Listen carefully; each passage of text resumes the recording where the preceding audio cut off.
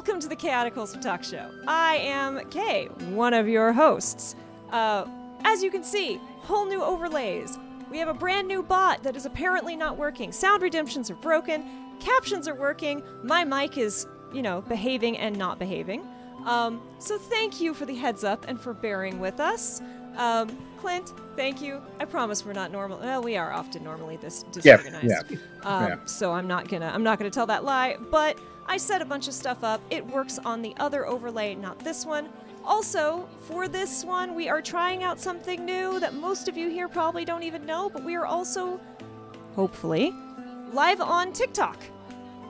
Because we can apparently do that. Yes, you can redeem silence, and thank you for asking. Hopefully, I will have this fixed by Thursday's stream. But I am Kay. I am the reason this is all a mess. I tried. Sorry. David, who the heck is you and what is we doing here?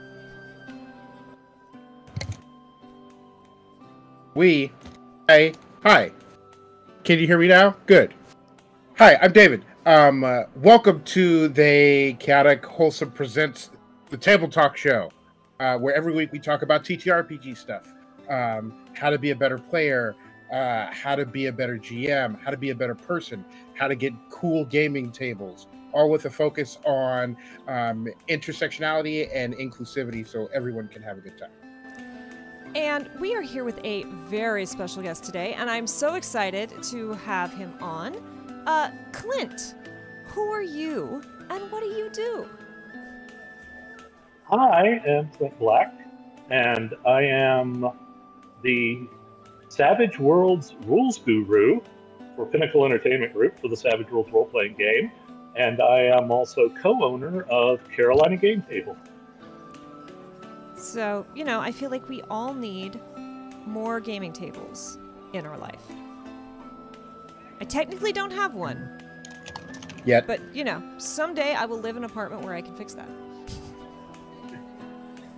Yeah, I get that a lot.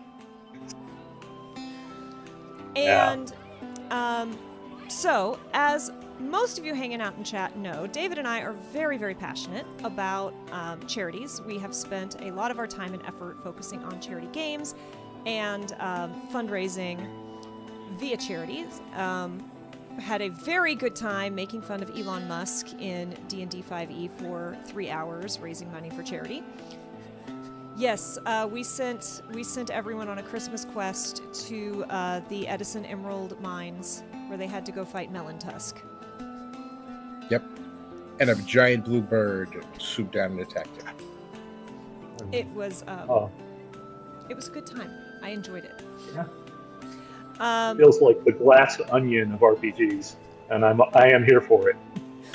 It was very fun because I was explaining these weird mechanical, carriages with no horses that were sitting out front, and they just kept randomly exploding and catching fire. And at that point, the players hadn't figured out what the deal was, so they're just like, that's really weird. Clint and I met at PAX Unplugged, and Clint is a friend of the channel, Candace the Magnificent. So I got to meet Clint at PAX Unplugged, and number one, I had to share my shame of I've never played Savage Worlds, and then number two, we started talking about charities. That's true. Yeah, we did, and it was a great talk. And given the time constraints that we tend to have at conventions, I still think we talked for like 20 minutes. Yeah. Yeah. It was great, and it really was. And I told this to Kate privately. It was inspirational to me to keep moving forward on my hope to do a charity game like we're doing tomorrow night. Yes, so, and that's part of the reason Clint was a little bit of a last-minute guest. Not as last-minute as our last-minute guest. But we fortunately had a day open because tomorrow you are running a charity game, and I really like the name of this system. Like, the name and the concept of this system is very fun to me because I don't know if you've seen, I really like superheroes. But also, as David knows, I have three character archetypes that I play in TTRPGs. There's the cinnamon bun, there's the clueless disaster queer, and then there's the, is this the supervillain? Is this the big bad of the campaign who's on the party? There's no in-betweens for me. So tell me about this system that you're running. So the system I'm running is Savage Worlds. The thing about Savage Worlds is I don't personally call it a universal system. I call it a core system. It's a foundation for playing a lot of different settings. And Pinnacle's released a bunch of different settings, and we have a ton of licensees who released great settings. But one of the first things I started out with Pinnacle was my setting, which is called Necessary Evil. And in Necessary Evil, an alien invasion happened in our standard comic book world, but the aliens won. And they've killed almost all the heroes in the world. So the only people left to form the resistance against them are the supervillains. I love it. And we have gone on since Necessary Evil Invasion, the first one came out, to release a prequel, Necessary Evil Breakout. Invasion actually takes place about 3 years after the invasion, once the resistance has its feet under it. Breakout takes place a little bit earlier, and each of our books basically deals with a different power level of supervillain. So the first one is more in your semi-Avengers at the beginning kind of level. Breakout is more your Spider-Man Metropolis City level, and they are all trapped in the ruins of New York and have to escape. They're using it as a prison, Manhattan Island. And then the next one we're doing, which we're getting ready to do a crowdfunding for, is Necessary Evil 3 Cosmic Crisis, which goes to cosmic level supervillains. I'm sorry. As a recent New Yorker, did you say Staten Island is the prison?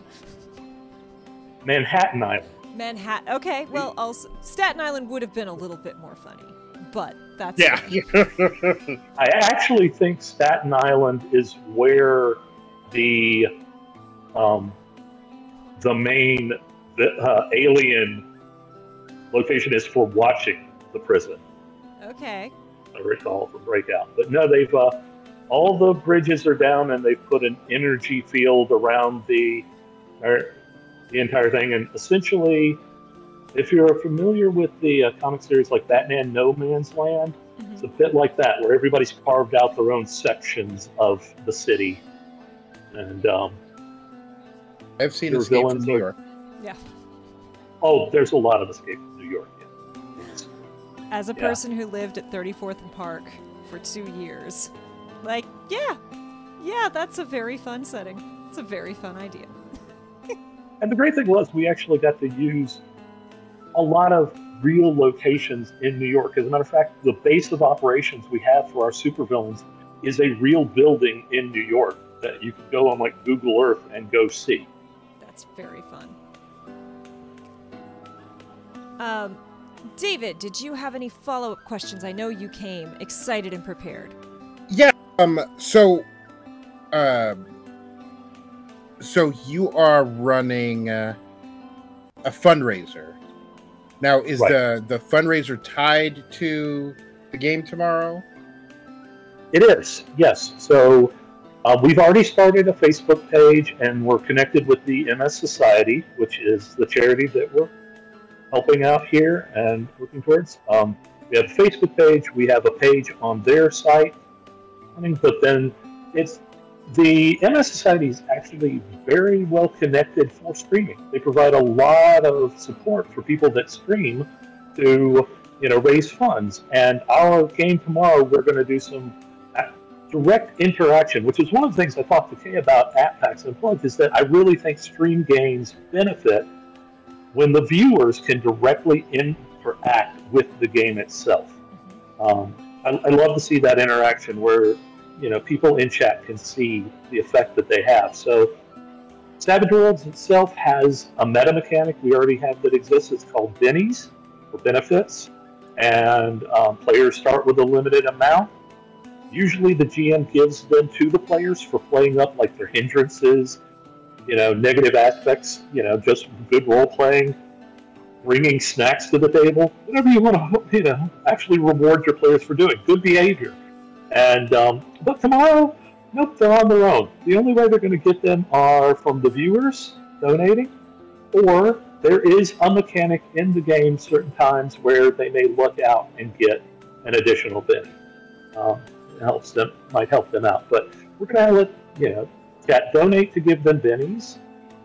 We also have a special mechanic that we do use for superhero games. It's called Conviction, and Conviction is kind of like a super benny, and that you have to earn by doing something really good, like saving something, or by having a really bad thing happen to your character and letting it happen. Yes. It is the player has to choose and say that they want this, obviously. But what we're going to do is I'm going to implement something called Team Conviction, because this is a supervillain team that already exists, and chat will be able to donate to give the team conviction that any member of the team can use. And so we're going to use that as our baseline, and then I've worked out a few special unlocks along the way as we reach certain goals that could affect our storyline in different ways. But yeah, I'm looking forward to it. Now, of course, we also mentioned I did a stream we called Office Hours that Pinnacle does, talking about we have somebody in the company on, and it came up that if we reached $1,000, I would take a pie to the face. Our Facebook page and donations has already reached $1,000. So at some point, I'm getting a pie in the face.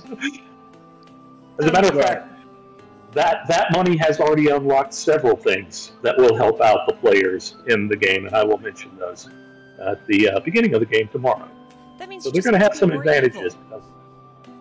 Oh yeah, I've already chosen some very evil things to do to these evil people. Yes, our last game we have started introducing, because we play a lot of 5e just because it's the system David and I know best, and charity games, especially when people can impact the story, can get right. You got to know the system real well because stuff can go off the rails very quickly. We decided to just go hard mode, and we did the deck of many things. Oh, yep. Wow. Yeah, that is hard mode. People could donate and then say, so-and-so has to draw a card from the deck of many things. And we had someone banished to the abyss. Someone made an instant enemy of Tiamat. It was a good time. Yeah, especially the instant enemy of Tiamat, hilarious. Because they didn't know it was Tiamat yet. Yeah, well, not going to take long to find out. You've already mostly answered this question, but I wanted to ask, what other ways are you approaching a charity game differently than you would a normal stream game or a normal home game? And also tell us about your cast. So yeah, there are some things that I am doing, and I will say, first off the top of the list, I want to give a shout out to Saving Throw Show, and specifically the Wild Cards, which was a multi-seasonal Savage Worlds game that they ran, and I will throw this out there, and I hope she hears it to the embarrassed Megan Case Calverman, who was part of, they did the Longest Day Marathon for Alzheimer's, and regularly did things, and that was also part of my inspiration. But Wildcards set a lot of good foundations for ways to stream Savage Worlds, so viewers could, have an effect, but also not necessarily unbalance things too much, like throwing in Tiamat as an enemy necessarily. I mean, that was part of our plan. So yeah. We do actually have something like that. We have something called the Adventure Deck for Savage Worlds that lets you get cards that'll have the mechanics, one of which is like enemy.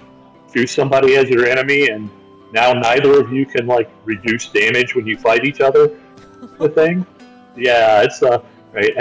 And then my favorite, or should I say my least favorite, love interest. You can choose an NPC and, if it works with the GM, have a love interest, which Candace can tell you a great story about our game and one of the players who decided to play love interest on a saber-toothed tiger. Yeah. I've met those druids, yes. Yes. This wasn't a druid. No. This was after a bachelor party. Yeah. But, great times. But I love those kind of things that give those players those ways to affect the story. And we will have some adventure deck cards. And that's one of the things I'm doing is we have rules for how these are normally used. Players get so many based off how much advancements they've had, Right. but they can still only play one per session. Okay. Because of what chat's already done, they've already unlocked the players getting one adventure deck card and being able to play that during the session. Because that is one of those things of balance, because this can affect the story so much. You know, and when you've got a limited amount of time to tell a story, you don't want to throw it off the rails too far. And that's the thing to be careful about. But fortunately, our other meta mechanics, you know, bennies and things like that, they're already mechanically in the system, so it's easier to balance those and know how to work with. Yeah. So tell us as much as you can, because obviously you've got to keep some secrets and some surprises, but tell us, like, what is the story you're telling tomorrow? What's the setting? So tomorrow the setting is the original Necessary Evil. Necessary Evil Invasion is during the invasion. And the players are going to be playing the Graveyard Shift, who were a supervillain team even before the invasion. Okay. And the Graveyard Shift is actually part of, and we did a series of what we called short fiction, and we called them Wendigo Tales at Pinnacle. And we did a whole set that was Necessary Evil. And I did one of the stories, and the leader was kind of the main character, but it was about the team as a whole. And we had already statted these characters out for people to see. So because one of the things we're doing with our crowdfunding is updating the older books to the newest version of the rules. That's what these guys are going to play. So it's going to be a little bit of a preview of that. Okay. And the thing about the Graveyard Shift is, after the end of my short story, not to give too much away, kind of end up with everybody's dating somebody else. There are, 5 characters, 2 are dating each other, 2 others are dating each other, and there's one who literally, she starts the story with the girlfriend, you never really see her, and ends the story with the same girlfriend. Her relationship never really changes. It's the most stable one in the entire story. It's just a regular relationship. And but because that is an NPC thing, I've decided that this session I am calling Date Night. And they were supposed to have a date night, and they got called out to a mission that they have to interrupt date night with.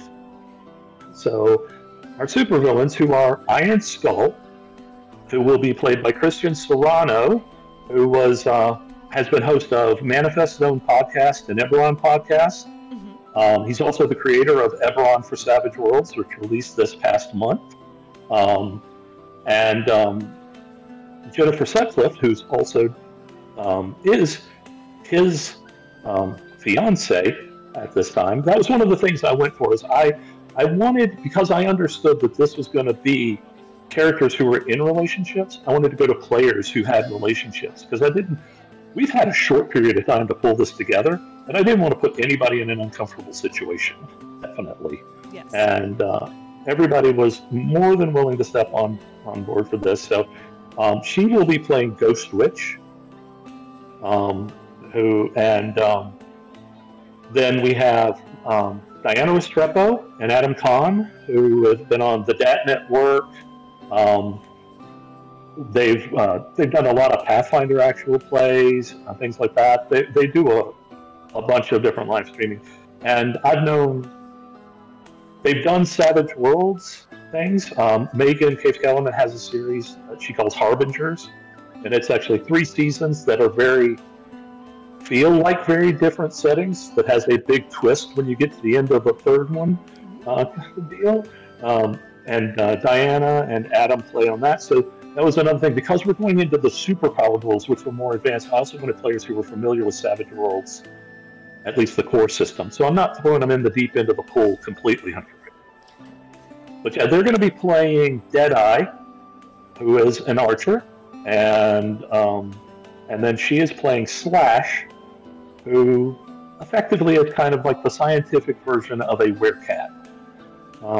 Her DNA's been kind of mixed with the Jaguarundi of South America, Central America, which she was actually thrilled to find out about this style of cat. It's very And cool. yeah, it's a cool thing. So yeah, they were supposed to have date night, and as the players know, and the viewers will find out along the way, I've had my session 0 with the players. Each one of them has their own little special secret that they thought was going to come out on date night. Looks like it might still come out. It's just not going to be in the best circumstances in the midst of a mission. I love those. David knows I ran a heist game where everyone had secrets. Yes. And I made David play in it, so. I was the only one who didn't have a secret. And boy, did that bite me in the ass. I gave you the chance, but you were like, Yep. ah! Yep. I was blissfully unaware. That was another aspect of doing this game and streaming it, like David was asking before, is I wanted to do the little secrets and these little hooks for each character, so every player kind of had their own moment in the game. Mm-hmm. I knew that they were going to have something, and I worked that out with them ahead of time, that it was something they were cool with and they wanted to do, and to make sure, and I was like, yeah, I want to make sure that you have something here that, one, works with your character, will be fun, and give you some good, both, role-playing moments to step out in. Yeah, that's one thing. I've talked to David several times, especially for one-shots. I'm like, okay, everyone has, like, I'm not telling your character, but this is the archetype, right? I need everyone rowing the same direction because we got to tell a story in, 4 hours or less, ideally 3 with a break. So that's really important to me of like, okay, and that's what sounds great about the setting is you're a supervillain team. You know this. You've worked together before. When we did the heist, it was like we got a leader, we got the second in command, we've got the newbie guard still proving himself, and then we've got the insider, right? Everyone's got their role and their archetype, which helps so much because I've complained about this on the show before, but I was in a one-shot where like 3 people all showed up. Hey JD, welcome on in. 3 players all showed up to a one-shot. One of them was like, I'm a spy and a secret agent, and I don't think my character wants to go on this because they don't want their cover to be blown. And then like another person showed up and is like, well, my character used to be a tiger and now they got turned into a person and they want to be turned back into a tiger. And it's like we don't have time. Yeah, we don't got to room go through all of this with you all. Wow. Okay. Yeah. I appreciate how excited you are for your characters. The GM's got a story. I'm more interested in that. Yeah. But you brought me a 3-year campaign as a backstory. Exactly. Yeah. But one thing I really, and I'm playing with of how can I incorporate this into more of the campaigns that I run, because once I had the idea, I loved it, is like giving every player, like here are 3 things that your character knows about this world, this setting, the people, whatever. But then also telling the player at least one of those things is not true. Oh, wow. Neat. So you have a built-in bias, right? You know that one of these things is not true. You don't know. So how much conviction do you give your character if there's bits that you as the player know are not true? And that also softens a little bit because I do want, like, in-game, when people are like, I want the in-game, people are finding out truths versus not. Like, right. Is this person lying or are they telling the truth? Is this the truth I don't know? How flexible versus rigid are you when you know that you don't necessarily know everything? I think it changes the balance of things a lot. And I think it's very fun, personally. Yeah, I love, I guess, to put it in its most simple terms, the Scooby-Doo ending. I love the reveal. I love getting the players with a bit of surprise not trying to pull the rug out from under them, but giving them something maybe they didn't expect that is, really gonna, grab at their character. Yes. The parts where I try to, especially if I'm running a longer term game, is try to see the parts that a player is gravitating towards with their character. What are those important things? And then play towards that, adjust, which way are we moving in this current? Well, you keep looking on the right side of the screen, let's move over to the right, a little bit. And then, when we get over there, it's like, you see a tiger in the jungle over on that side? Wait, what? Yeah. Why would there be a tiger? We're in Alaska. Ooh, that's right, we are. Yeah, everyone's camping for the night. You hear a wolf howl. Was that a werewolf? Is now. Yeah. Hold on, I'm getting stat block. Right. It is now. Yeah. Yes, that's a werewolf. Hold on. Yes. Yeah, I love that. I love catching that too. But yeah, that's giving them those hooks in this game. That's part of it. Giving them those moments where essentially I'm giving the players the reveal that they have to give to the other players. Yes. I'm giving them their own reveals, I and those love moments. doing that and queuing them up, because no matter, I can come up with the coolest thing, but when a player drops it in game, it's so much cooler than when I'm lore dumping it. Yeah. I mean, there's already some hooks in there story wise. Iron Skull and Ghost Witch have a daughter. You discover this. I am spoiling the short story, I'm afraid. He thinks it's his brother's child. There was a super. Yeah, his brother and arch enemy was the superhero Silver Sentinel, who died during the invasion. Ghost Witch, which he did not realize, her secret identity was Maggie Moore. It was essentially the Lois Lane to Silver Sentinel. And her origin story is, one time he didn't save her fast enough. And supervillain, we actually have him in our superpower companion called the Necromancy. And the Necromancer attached her to a spirit medium's chair and connected her to the spirit realm and started the ritual. And then Silver Sentinel showed up and knocked the Necromancer out of the ritual circle, so all the power flooded into her. And she got a little embittered, became a supervillain for a while, met the Iron Skull, then left the team when she discovered she was pregnant. Now, in the short story, they're reacquainted 5 years later, and they have this daughter, which, I've got Christian, who's playing this character, already so invested in me. Have we told her that I'm actually her father? No?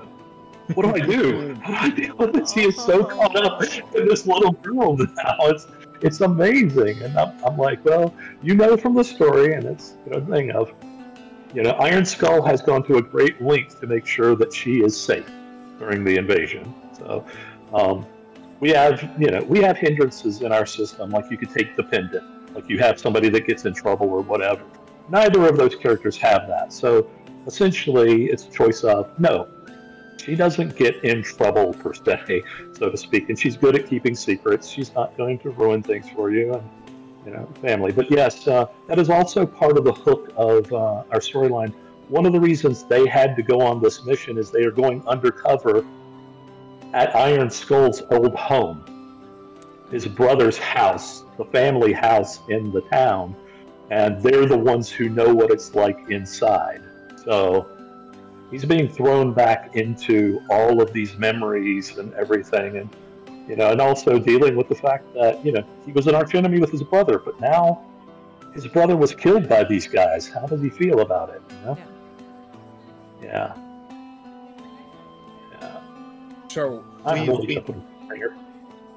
we've hinted at it, and we said before the show that Kay and I don't have any experience. So tell us about Savage Worlds. Tell us about the system. Okay. So Savage Worlds, when it was originally designed, which this is actually the 20th anniversary. It came out in 2003. Wow. Yeah, we were doing a special event, I think, we're trying to get all of the Pinnacle folks together because nowadays we're all over the place at a convention this year. I'm not sure how we got everything set up for that, but we're working on that. But when it originally came out, it was off of Shane Hensley, who was also the original creator of Deadlands back in '96, Great Rail Wars and all those things. Deadlands, the original Weird Western RPG. His thing of he was a father, he full-time job, all these other things, and didn't have the time, like the hours that it was taking to prepare to run a game. And then there was a thing of combats might take an entire session, you know, the way things were running. So he wanted a game, and this is the tagline we ended up going with. It was going to be fast, furious, and fun. A game where we can get into combat, we can also get in role-playing, and we can move the plot forward maybe in one session. Would that be crazy?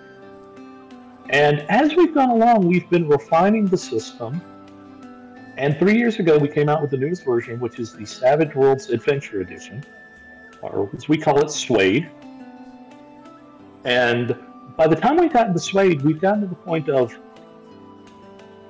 we're really trying to embrace the concept of role-playing game. That there are people that enjoy the mechanical aspects and the tactical things of tabletop stuff, but then there's also the narrative aspect of role-playing. And so we've tried to put in options so people can play the game either the way they want to. You can handle an entire combat with what we call a quick encounter. We've got social, interaction rules. We've got networking rules. We've got things for this. And then we also have the option to take it to a map and go tactical, to some event. We just try to make it easier. We're not worried about 5-foot steps or anything like that, or counting diagonals as a different amount or whatever. It's like your character can move 6 inches. Just move 6 inches. Is that 6 inches? It was close enough. We're trying to run the game. Let's just play, So we try to do a little bit of both. So you can have both those narrative things. I mean, we have some rules I love, like we have a rule called interludes, where when the players are having downtime or they're traveling, you just draw a card from a card deck and the suit says, hey, this is a spade. Tell a story about some great victory your character had. And the player gets to tell this story, and then they get a Benny out of it. And it lets that player give a little bit more of their backstory to the other players and have that moment to shine. And then, so, we've tried with Savage Worlds to cover a little bit. And like I said, it's a core system. We're trying to give the basics of how do you resolve, player versus NPC, combats, interactions, things like that. Give everyone the tools they need. But then we get into something that I really like, which are our setting rules. And setting rules are those rules that make each setting stand out as different. Okay. Those are the things that make it, your core system, how you resolve an attack, how you shoot a gun, how you do this and that. Those don't need to be too specialized for any system, or how you convince somebody or intimidate them, or whatever you do. Those can be the same. But we have a setting called East Texas University. It's got a full plot point campaign, which we put out plot point campaigns for a lot of our settings, which is full campaign, ready to play, start to end. You can run through it, and then we put in extra adventures to throw in. You play students at a university. It starts with freshman orientation and goes through to the end of graduation. And essentially, it's a bit like Supernatural or Buffy at college. We have setting rules for the characters to actually take their exams. Wow. In other words, you still have to be students. There are setting rules for what are your extracurriculars. Well, if your extracurricular is sports, guess what? You're going to get a little bit of a bonus to athletic stuff. If you did really well on your exams, you might become a teacher's favorite for that semester. Those are the things. In Deadlands, we have rules. Deadlands is all about, fear and horror and everything. So we have rules for fear levels. How scary is this place versus that place? And that's the part of it. You don't need to change how you roll the dice, for things. You need those rules, though, that are going to give each setting its flavor and make it a bit different. Exactly. And the core book has some examples of that. Like we have a rule for gritty damage, and we have Deadlands. We actually have a setting for Deadlands Noir, that's set to the 20s to like the 40s, depending on what style of noir you like. And it uses gritty damage because it's supposed to be a more gritty setting. You get shot, you're gonna, deal with more than just I have a wound. No, I have a wound, and now I got shot in the leg, and I'm limping. Right. So that's part of what we go with it, is to try to use those setting rules to make everything a little bit different. So again, core system, not universal, where we're trying to throw the kitchen sink in with everything. Just the setting rules you need for those settings. Right. PEG Jody is in, and they are fooding, but wanted to say that Clint, they are your biggest fan. Are they? Wow. Nothing for the topic of gaming. With ADHD, Clint switched from Necessary Evil to East Texas University to Deadlands Noir. Whiplash. Yep, that is an aspect of it. Yep, just going from one to the other, sit from one back and forth. That's all my different squirrels are out in a row. Yeah. And I know, again, I have not played Savage Worlds, but I have heard so much about how awesome Savage World is from our dear friend Candace. And I know Candace is just always, and it's one of the aspects of, one of the reasons I really do desperately want to play Savage Worlds was telling us about, is it correct? Make sure I've got the right term here, so correct me. Adversity dice? Or it's where wild dice. Well, if you fail a roll, you get rewarded. Oh, there is a setting rule for that along the way that goes in that some people use. That occasionally, if you critically fail a roll, so Savage Worlds at its core is a pretty simple system. You roll all of your traits, which are your attributes and skills, are rated in die types from D4 to D12. And that's what you're rolling to see if you're successful. Our base target number is 4 with modifiers. So, the difference being that we have Savage Worlds would best be described as a cinematic system. But in the broadest sense of, we want to do any kind of movie. But we do have the case of heroes are known as wild cards, and then you've got extras, who are just your general NPC kind of mooks who no name kind of thing. For a GM, extras are easy because all you're rolling is that trait die. So if I need to know how 6 guys with a D8 fighting do, I can roll 6d8 and see all of their success or failures with one roll. For the wild cards, they get their trait die and a d6 known as the wild die, and they take the higher of the two. So it gives them a higher curve of effect. But if you roll a 1 on both of those, it's a critical failure. And some rules, some games have a setting rule where you critically fail, you may get a Benny out of it, move forward or something along those lines. So there is that's on there, but and it might be something. I mean, I know she plays with Carl Kiesler, who runs Trailer Park Shark Attack, which has one of my favorite setting rules, where if you critically fail, describe how a shark just ate you. Oof. Because and then they give you a new character and you go on because somebody else pops into the movie. It's great. Yeah, I mean, I'm not sure about the adversity thing specifically. It does feel like a setting rule, but in general, that's one of the things we wanted to do was make the mechanics of the game fun. Right. So, like I say, you have a D4 and a D6. Well, let me say, okay, well, this is target number 4, but you have a -4 penalty to it. Well, if I roll a 4 and a 6, I'll never succeed. Well, in Savage Worlds, our dice ace, which means if you roll the highest number on a die, you re-roll and add. So you roll a D4 and roll a 4, and another 4, and another 4. Dice. You can, the exploding dice are acing dice. We call it acing in the game, but so you have the chance of success as long as the GM gives you a roll, and that makes it fun. I mean, when the dice ace, that's just an incredible, feeling for the player. So you have those options to do that and get extraordinary successes, on your dice. So we tried to do that. And then another thing that I really like about our system is we have one of the few systems that has a fun initiative system. We do initiative with a deck of cards, a standard deck of cards with 2 jokers in it.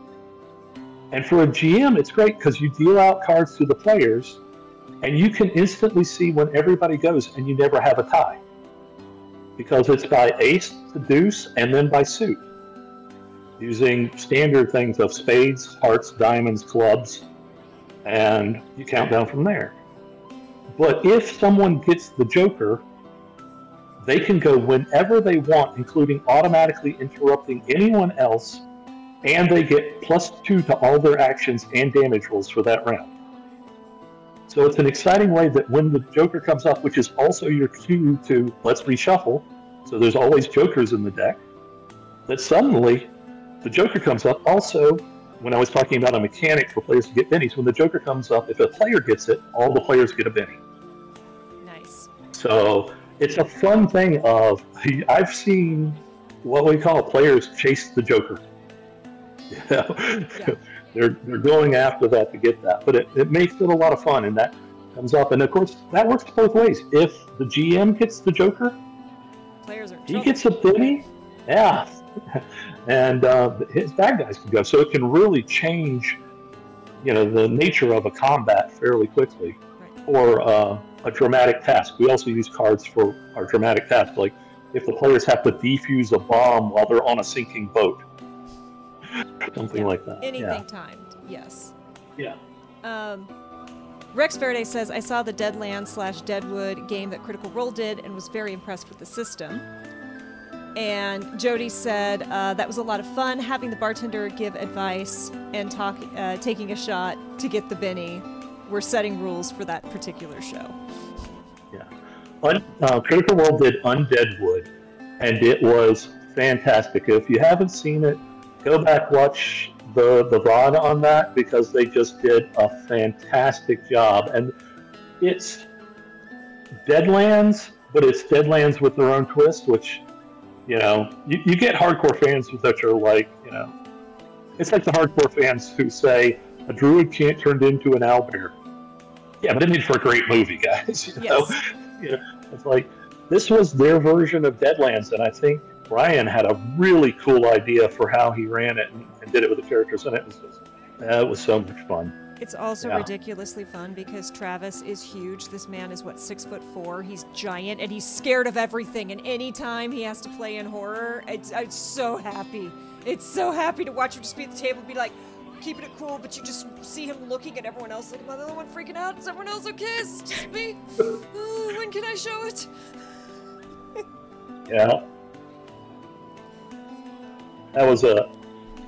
It is, I've seen so many reaction things where it's like, Matt starts describing something and Travis is just like, nope, I'm out. I love it when he tries not to break, though. That's my favorite, when he's like, yeah. And then he finally breaks. Yeah. So, since it came up a little bit earlier in chat, I would like to chat a little bit about ADHD and gaming, because I am not neurotypical, but I am not neurotypical in that direction. And, I know so many incredible gamers and incredible performers. Like, I got to go to this most recent PAX Unplugged, and Latia was on a panel, and I had no idea Latia was neurodivergent and couldn't, has to constantly stim during games, and is playing however many seasons of Rivals of Waterdeep, with ADHD, with the inability to sit still and needing stimulus. So talk to us a little bit about that, about how you have dealt with it, about what you have experienced. Yeah, it's for me, this was a late diagnosis that actually came about from one of my children asking to be checked because she was super smart and realized, there was something there. And he went in for the diagnosis follow-up, and the doctor was explaining her particular type and how that affected her thought process. And my response was, but that's normal, right? And the doctor just looked at me and said, it runs in families. And that was how I got diagnosed, you know. But my version, so here's the thing: I do not like ADHD as a term. I mean, because attention deficit hyperactivity disorder, you've got deficit and disorder in it, and all it is your brain works differently. I kind of prefer like HFCF, hyper focus, creative cognitive functioning. I mean, because that's what your brain works off of. It requires the cognitive aspect is looking on constant creative new stimuli like you're talking about and things like that. But you also have the hyper focus that comes in that, you know, gets off, which makes people with ADHD or hyper focus brand especially great gamers. Yeah. Because when you have their attention at a game, if you can keep it, they're great. If you lose it, you're going to know immediately, you know? And that's the tricky part. So as a GM, you have to be on the lookout. You're obviously not asking people to give a medical report when they sit down at a table, but if you see some of those signs, you know, fidgeting, just a little bit of that, you know, be cognitive of that. But really, one of the best places for someone with ADHD is the GM seat. Because your hyper focus is on that game all the time and all the players. Yes. You know, that's where you're at. So it's like, I really would highly suggest that they do that. And I mean, like our daughter that has it ran her first convention game at 9 years old. Wow. Convention game, you know? And she had 2 podcasters and a game designer in it, and the game designer at the end was like, man, she kept me in line. And then on task, you know. And that was, you know, it really is. It's great to be in that driver's seat, but the other thing is to be aware of what you need. If you are a player, be cognitive of what you're coming into and remove the distractions, like your phone or anything like that are going to take you away. And if during the game you're finding something else, try to find some aspect of that game to move that focus to. I know it's super tricky to do that, but honestly, you know, it can make those people with ADHD some really great players who they pick up on the nuances. They're not the note takers, which I will tell you is a great thing to have if you are the ADHD GM. Have that note-taker player, who in my case is BEG Jody. Is awesome at that, to keep that. But they will pick up on, yeah, I said this, nobody actually wrote it down. You know, said this and that. And I try to put this out there. And then you're like, you know, 12 sessions later, that person with ADHD pulls all of those things out. Their hyper focus will make those connections because that's how the creative cognitive functioning kind of works. Yeah. And they'll mesh and suddenly, yeah, you figured it out, you know, whatever it was. I was losing hope. Wow, you just got it, you know. But yeah, it is a bit tricky, but I would say, you know, being in the GM seat is a great place where you don't. It can really, you know, help you out, and don't get caught up in the, hey, I don't know the system entirely, I don't know this, I don't know that. Be the person with ADHD that your hyper-focus is on the players having fun. Not so much the rules. Make that the point of focus of making sure they have fun. It's interesting because as a GM, like, all the things about being a GM I'm really engaged with. The one problem I have is you have so many plates spinning, and keeping those plates going in your head all at the same time is exhausting. Like, I've told most of the players I've ever had at my table that, like, I have a strict, like, 3, maybe 3.5 hour cutoff because my brain is too tired to keep going after that. Like, after every, or almost every, like, home game, and Kay has seen this in the stream games we've run, we get done, I go crawl in the bed and take a nap because my brain is just like, I'm tired. So, like, having known a lot of ADHD people, and we've been fortunate enough to have a lot of people with ADHD at our table. Like I send Jen, who she's not Youngles on I think she's Youngles on Twitch. Yeah, she's Twitter. She's Youngles on Twitter. And, you know, I send her ADHD memes every so often, and we talk about, you know, world building and running a game and all that. And that aspect for her and for lots of other ADHD people isn't a problem at all, because they keep track of so many things at the same time anyway. Well, and our dear friend Saucefire, who is an incredible GM, I've not been lucky enough to have him as a player yet, but is also excellent at speaking on panels, does a 24-hour charity TTRPG game. Wow. He GMs for 24 hours straight with, is it 8? I can't math. 3, 6, 9, 12. Yeah, so 8 different parties come through in linked stories. I couldn't do it. Oh, that's nice. Yeah. Well, I mean, what you're talking about, David, though, is one of the aspects that make ADHD people such great GMs is, and also, this is another perspective, people with ADHD function great in high-stress jobs and environments. Mm-hmm. They are the masters of putting out fires.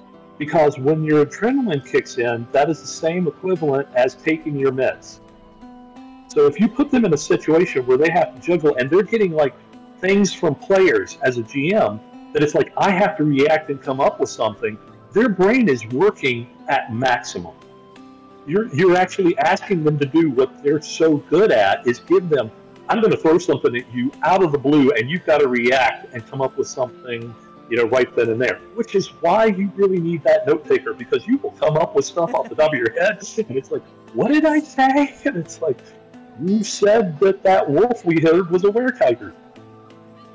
Mimicking a wolf. That's right. That's exactly what it was. Sure. You're right. A were-tiger. Yes, that is, mimicking a wolf. Mm-hmm. Exactly. It's a special monster that mimics a wolf to make you think it's not a tiger.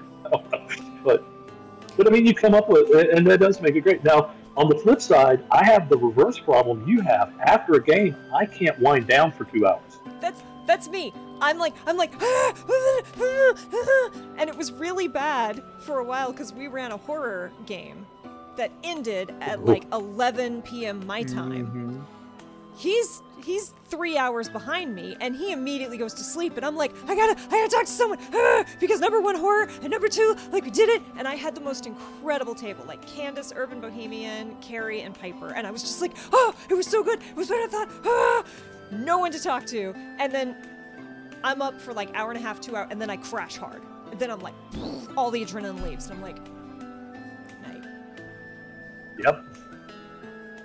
And like we would run the game, and then we'd have like a little like 20-minute, half an hour after show where we just talk to the cast and give viewers sort of a sort of behind the scenes look of the game. And there would be times where we'd be doing that show, and I am just struggling to stay awake. Like I am barely hanging on. And then I wake up in the morning, and like my chat roll is just filled with stuff from Kay, because for the next 2 hours it's like, and this, and I found this thing, and it's great. After those games, your chat log was how my chat log from you looks every morning with memes. Right. And I appreciate them. That is a sign of friendship. And now I have no scientific basis for this, but I have spent a lot of time thinking about what neurodivergent adaptations mean for society. And so I saw a TikTok, and that's the only source I have for this. So, you know, it could be completely wrong. But there's an argument that ADHD is an adaptation for hunters, because I have a friend I live with who has ADHD, and I occasionally babysit a kid with ADHD, and they both do the same thing. Hey, are you thirsty? No. Would you like some water? No. When was the last time you had water? And then you hand them a glass of water, and they drink like they've gone weeks without water, like they've just wandered through a desert. Just no matter how full that glass is, the whole glass is empty. And the idea is that people with ADHD are adapted to hunting because they ignore physical pain and discomfort. They ignore, other bodily needs that they have, so that they can stay focused on whatever it is that they're tracking for long periods of time. They could go without sleep. They can go without water. They could just keep going as long as you need to. And in the past, human hunters were endurance hunters. They'd wound an animal and then just follow it until it's like, I give up. And so that level of focus, that level of determination, and that level of like screening everything else out, every other inconvenience out, is really, really, really useful for hunting, especially endurance hunting. And I find it really fascinating that, like you said, ADHD is passed down hereditarily. And, back when we had small tribes of like 200 people, there were families that had specific tasks. And so the family of hunters, or like the couple families that did the hunting, it would make sense that over generations they would adapt to being great hunters. Whereas, people like me, I probably carried things, probably carried rugs. I was a designated rug carrier.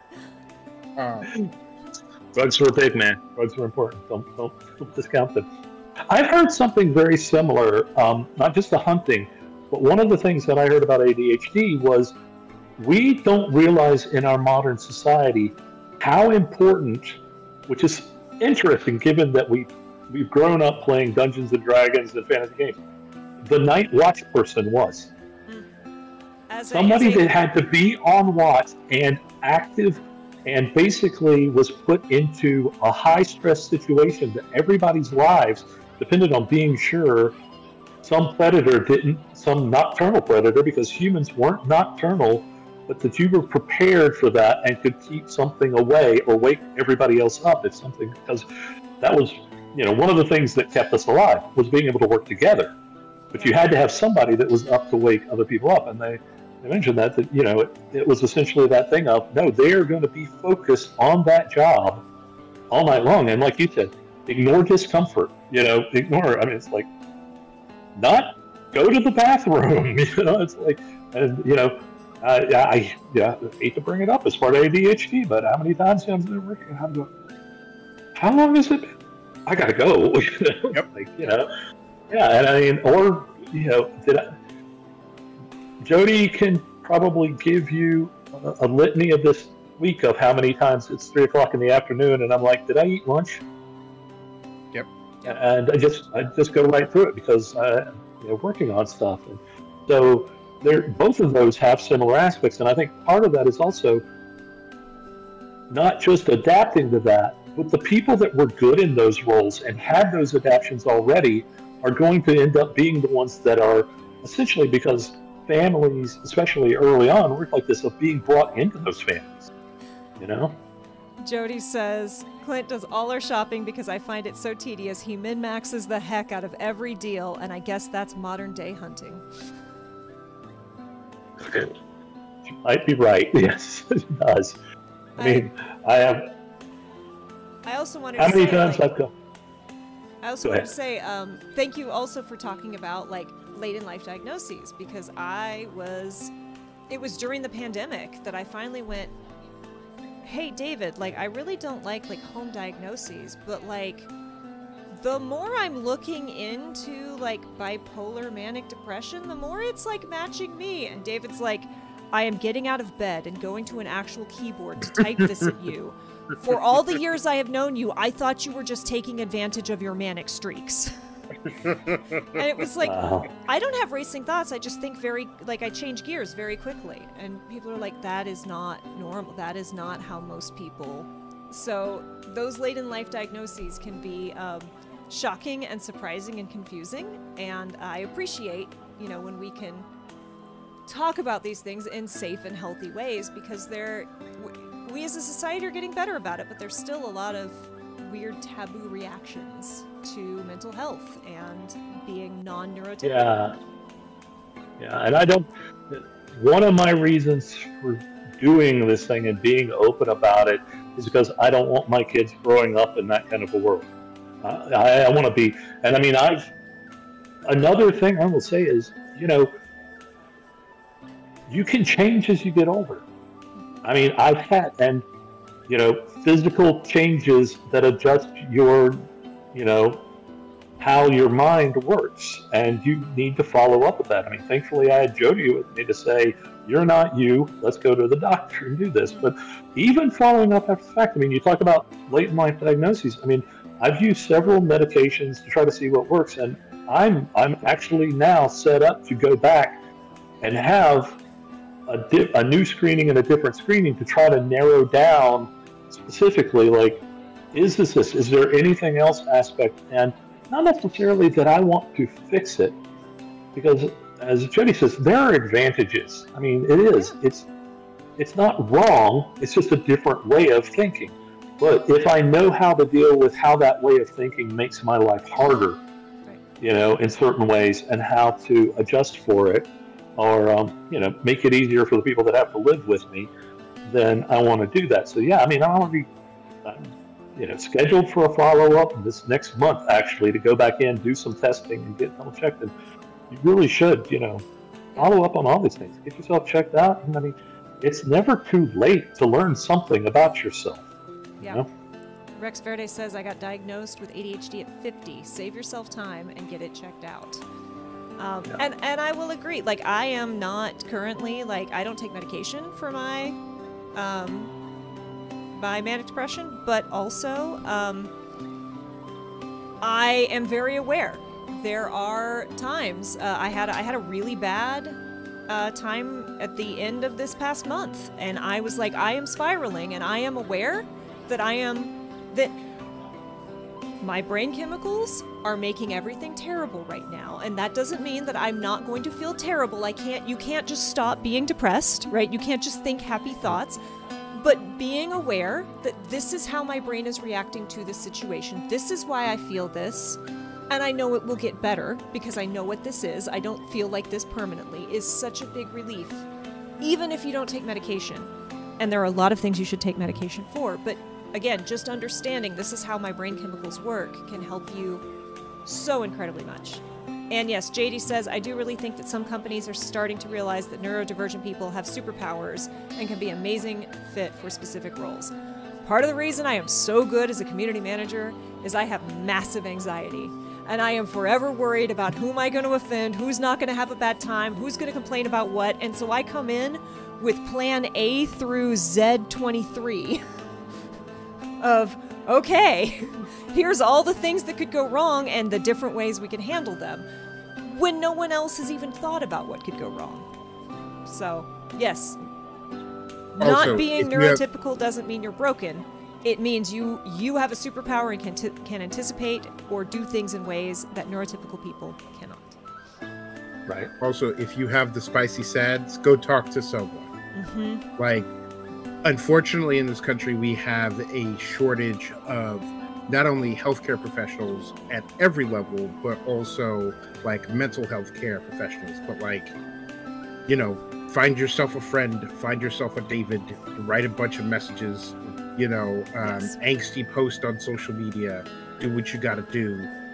Talk to someone when you have the spicy sads, because it is dismissive to say that things are all in your head.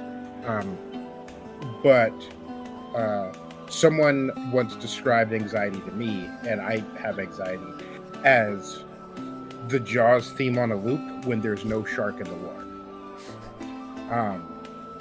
And being able to tell yourself, I feel this way, but there are no sharks in the water. Yeah. And then finding someone you trust to say, sharks in water, right? And they go, no, I checked, there are no sharks in water. Right. Yeah. And that doesn't necessarily like calm you down, but it does give you perspective on how you are feeling. And yeah, for me, it's like, am I making a mountain out of a molehill, right? I feel like I might be overreacting, but also, am I normal reacting? Help me. Just temperature check me where I am.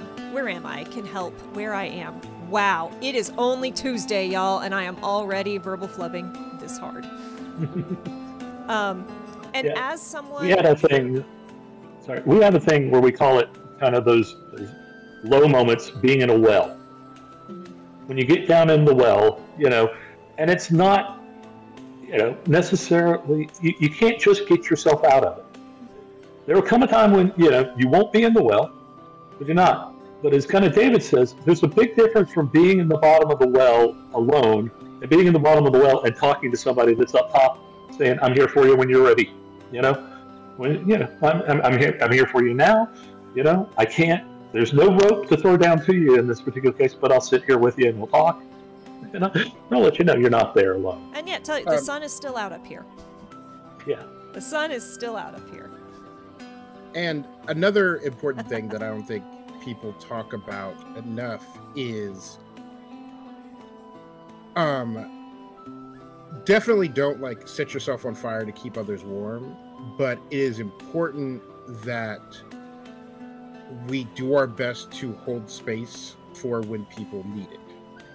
Because I've had many people, call me in the middle of the night, message me on Discord, text me and say, so I know you haven't heard from me in a long time, but I don't feel like there's anyone else I can talk to. And I'm happy to be here for that person, but everybody has a fire in their life that they're trying to put out.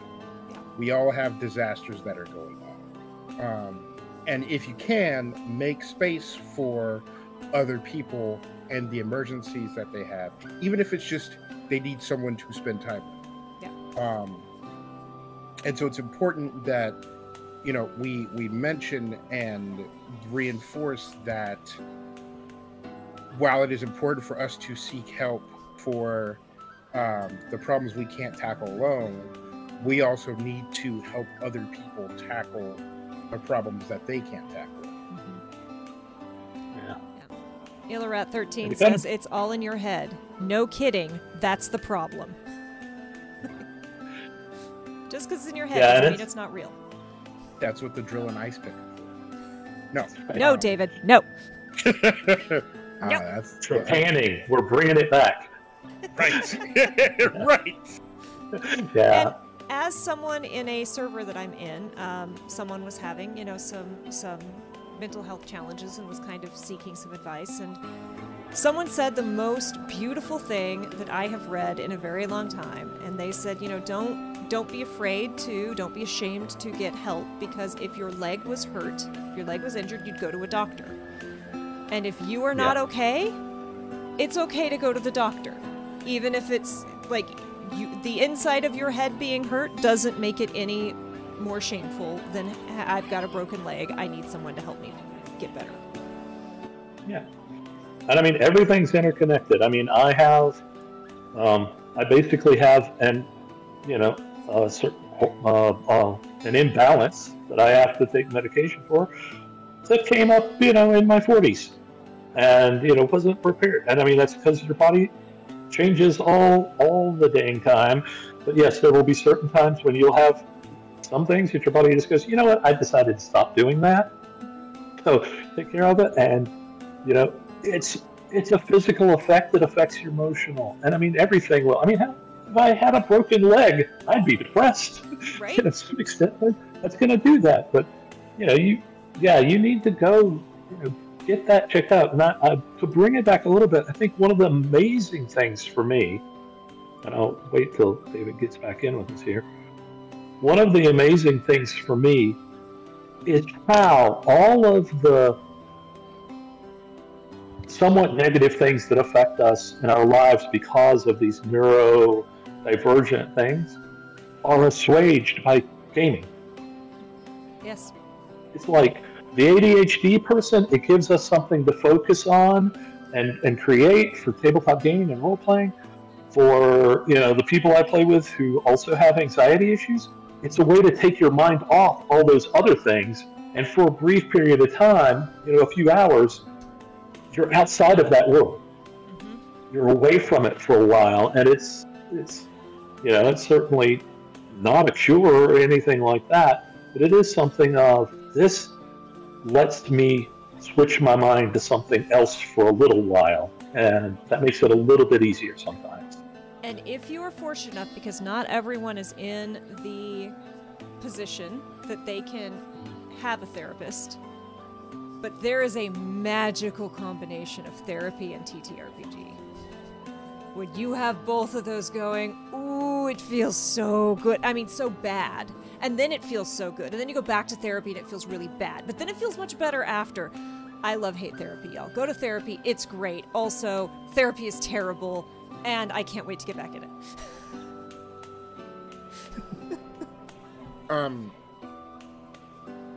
And one of the things that I really hate is there's still, after decades, there's still this huge taboo of gaming, both tabletop and video games. And they talk about the gameplay loop as if it's evil. They're like, oh, well, you do a thing and then it gets incrementally harder, and then you do that thing and then you feel good about it. And it's like, but that's how real life works. Like, if you learn how to play an instrument, like I said, I occasionally babysit my writing partner's kid, and I'm watching him learn how to read. I watched him open a Christmas card a couple months ago and not be able to read it at all. And then his grandma sent him a Just Because card, and he read the whole thing. And, the joy on his face. I'm like, okay, he's going to grow up to love reading the way I do. That's very good. But for one, things that make you feel good, like things that are fun, are not just good, but they are important for the human psyche.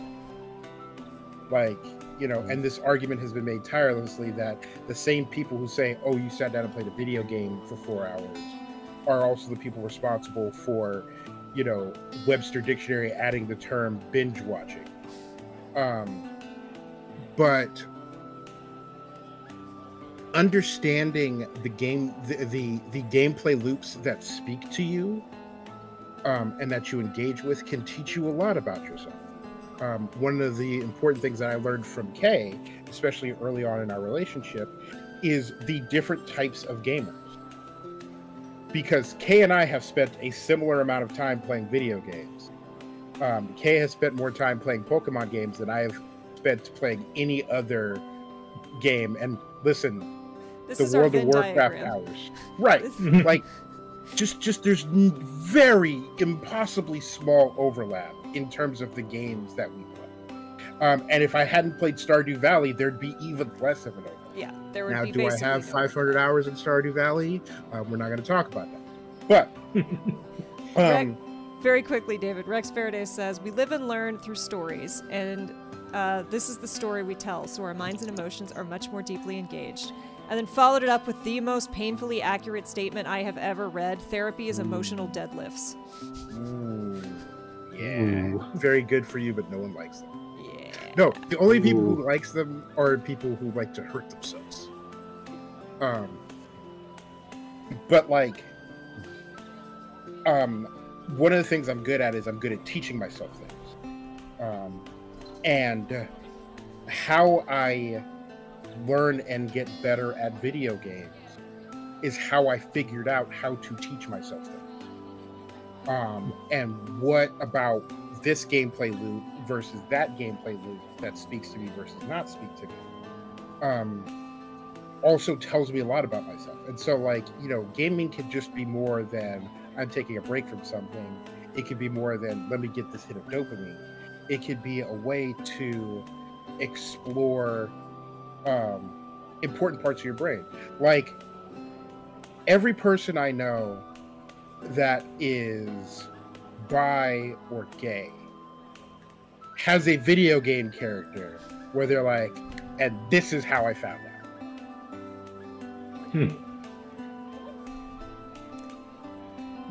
That's treat time. Oh, I'm trying to see if he'll do it, but he's being he's being a shitten. He's not a kitten today. He's a shitten. But yes, these have been incredible talks. Really, like, we try very hard to have some honest and nuanced conversations around things, and, you know, mental health and, you know, being non-neurotypical is excellent. Like, they're difficult conversations to have, especially in this society, and they definitely need to happen. Okay, come on. There we go. There we go. There we go.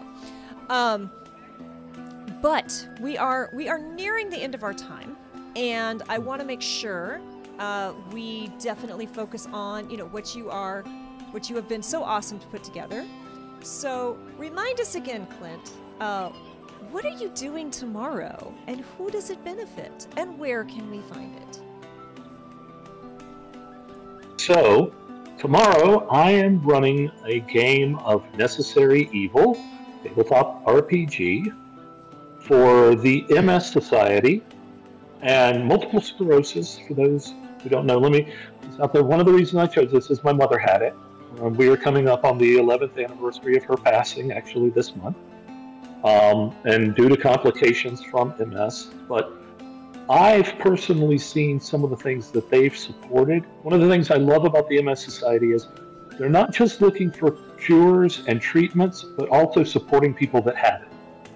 There are 2.3 million people, I think, in the world that currently live with this, and it is something you live with for a while. She was diagnosed for a long time, and so they're doing something about that too, which is great. And I've seen that help out. So we're doing this to benefit them. The game will be from 7 to 11 Eastern Time tomorrow on Pinnacle's Twitch channel, Peg Inc., PEGINC, our Twitch channel there. Please join us. And then, as you guys kind of mentioned it with your after show, Thursday at 7 Eastern Time, I'm going to do a GM talkback. Amazing. So if anybody has any questions about running the game or anything that I did after the fact, those things that I'm hinting at now and might come up, if you were like, were you really planning that all along? Or did your ADHD come up with it in the moment? That's your opportunity to ask there. But we are going to be doing this for the MS Society tomorrow, 7 to 11 on Pinnacle's Twitch channel. And if you want to, we have a page for at the MS Society to donate. We have a Facebook page for donations. And let me just remind everybody, you don't have to. Everybody can give to society and everyone else as a whole in whatever way works for them. It doesn't have to be donations. It doesn't have to be money. It can be answering the phone for, somebody locally who just needs help, helping out somebody next door. I mean, I've seen personally so much just individual help, like during the lockdown, of people that needed assistance and the neighbors coming, to each other's help and things like that. And I mean, those kind of things, just spreading the word. Like it sounds cliched, but that really does do a lot. Absolutely. And if you're interested in the game, you want to watch, we'd love to have you. Just show up. Care, interesting. Don't worry about that. If you can donate, that's great. But whatever way you want to work out, I saw somebody talking about how, they talk about binge watching and knitting. And, my Jody's mother, knits and these sweaters and everything she knits, she donates to shelters and things. My mother does that too, yeah. Yeah, it's like there's lots of ways you can find whatever your talents are and your particular nature are. If you got ADHD and you can hyper-focus your way through something, go for it, And again, as a person who, works in social media, works in streaming, professionally on the video game side, if you are just hanging out and lurking and occasionally putting something in chat, you are helping that stream because you are boosting it. in Twitter's algorithm, which is already not great, and putting more eyes on it. So talking occasionally in chat, even if it's just dropping emotes every time it says, like, you know, it's got that little grab some channel points. Every time you grab channel points, say something in chat. You are doing so much to help boost the visibility of that, and hopefully it'll catch the attention of someone who can donate and help push it up. And that is such a huge help. Retweeting, you know, all of that. There's a lot you can do to help out without dedicating money, and often all it involves is put your eyeballs, hit a retweet, just do a little bit of minimal social engagement, and you can really make a difference.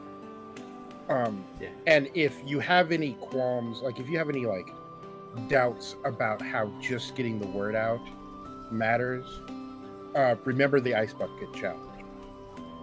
People on YouTube and later TikTok and everywhere on social media were dumping cold water on their heads.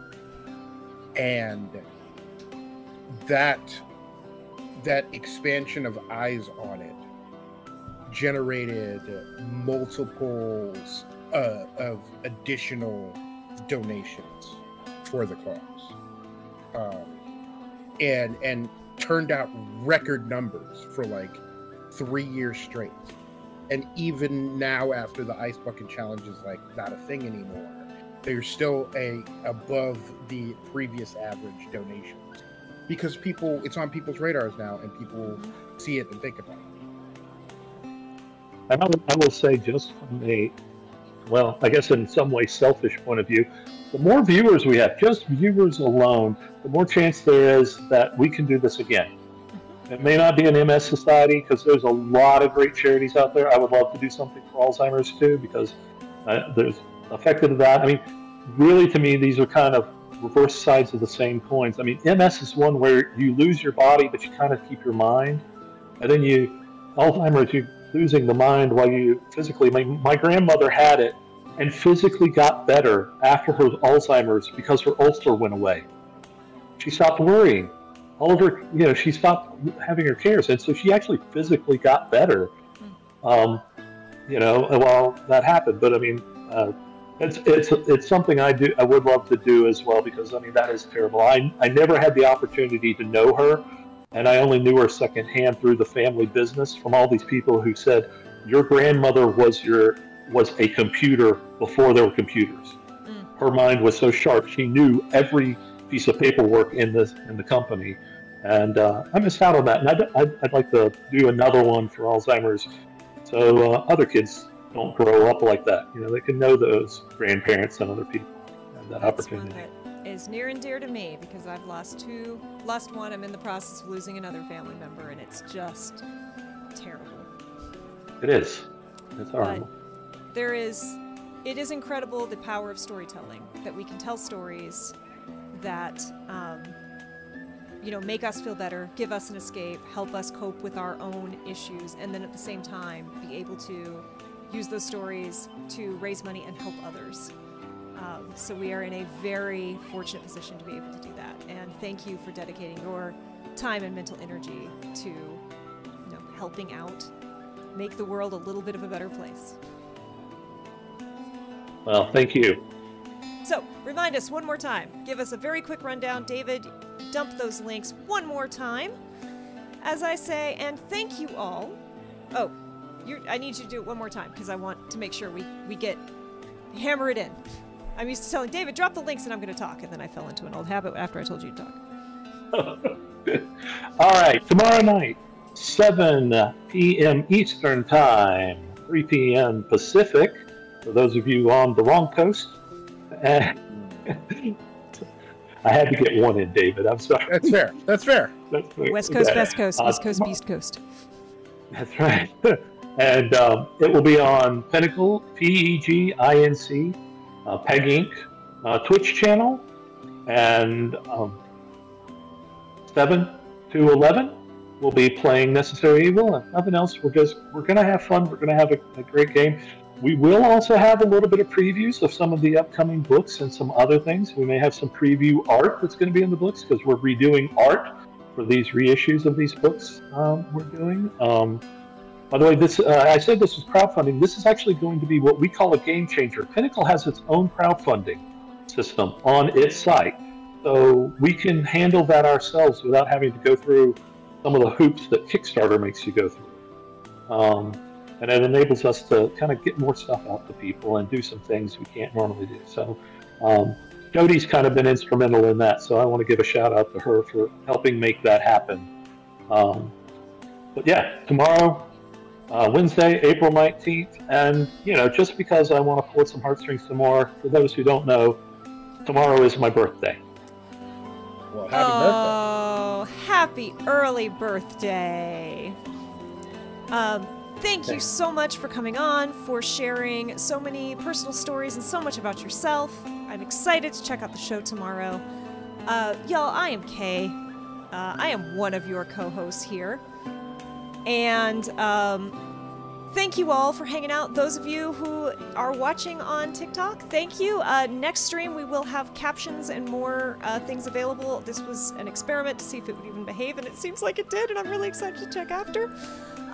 You can find me here on Thursday playing a video game, probably more Pokemon, because I haven't hatched any shinies in the new games, and I'm very grumpy about that. And I don't know, we might have a stream on Friday. I don't know. There might be a thing. There might be. There might be. We shall see. You can find me on the Emergency Power Podcast every other Wednesday. Not this Wednesday, though. And thank you all for hanging out. It's always a treat. David, who are you? And what have we been doing here? I'm David, occasional rug carrier. And this is the Chaotic Wholesome Presents Table Talk Show, where every week we talk about how to be a better GM, how to be a better player, other miscellaneous TTRPG stuff, where you have to buy a table or two if you've ever loved me. All with a focus on inclusivity and intersectionality so that everybody can have a good time. And chat, as always, you have been amazing. Thank you for joining us. I hope you had as much fun as I did, because this was a very good time. Yes, Candace, what thing? Well, hopefully Friday you will find out. We hope you will come by. If this thing happens, we will put out the timeline closer to it, because it's not yet decided. Yep. But I am excited to see this happen. Thank you all again. Clint, thank you for coming on and being such a great and articulate guest. And I am making the executive decision today, y'all, and we are going to go raid my dear friend, Ren the Yordle, who is an incredible artist and I know she was a professional community manager. She may have switched roles.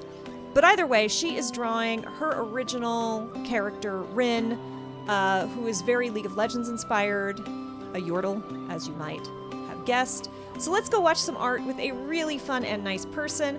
Please say hello. Ooh, I wonder if it's going to do the raid message. Hold on, let's see. My bot may or may not be behaving. We're gonna find out. But I'm going to flip us over to the end screen. Thank you all again for hanging out. Have a wonderful day, and remember, be kind to yourself, be excellent to others. Bye, y'all!